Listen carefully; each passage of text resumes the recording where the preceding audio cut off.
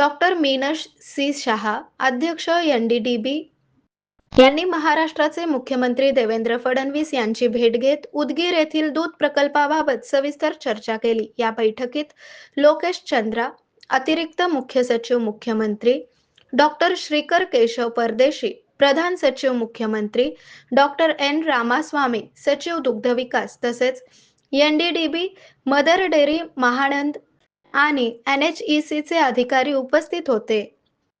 या बैठकीत उदगीर येथील शासकीय दूध डेअरीच्या जागेवर एनडीडीबी मार्फत नवीन दूध प्रकल्प उभारण्याची माहिती देण्यात आली। या प्रकल्पाचा अंदाजे खर्च सुमारे 125 कोटी रुपये असून हा प्रकल्प महाराष्ट्र शासनाच्या अनुदान सहाय्याने राबविण्यात येणार आहे, ज्यामुळे शेतकऱ्यांसाठी महत्त्वपूर्ण सुविधा निर्माण होणार आहेत।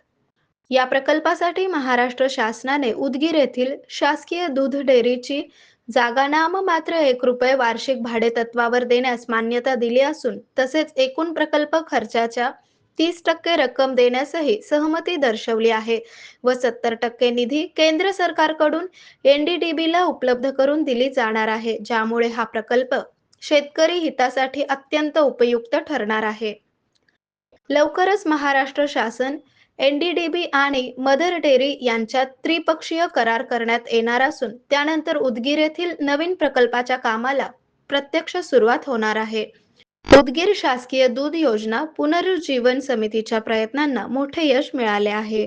आरोग्य म्हणजे केवळ औषध नाही, तर निसर्गाच्या योग्य उपचारांनी मिळणारी खरी आरामदायक अनुभूती। सोलापूरमध्ये निसर्गोपचाराचं विश्वासाचं नाव लिमये निसर्गोपचार केंद्र।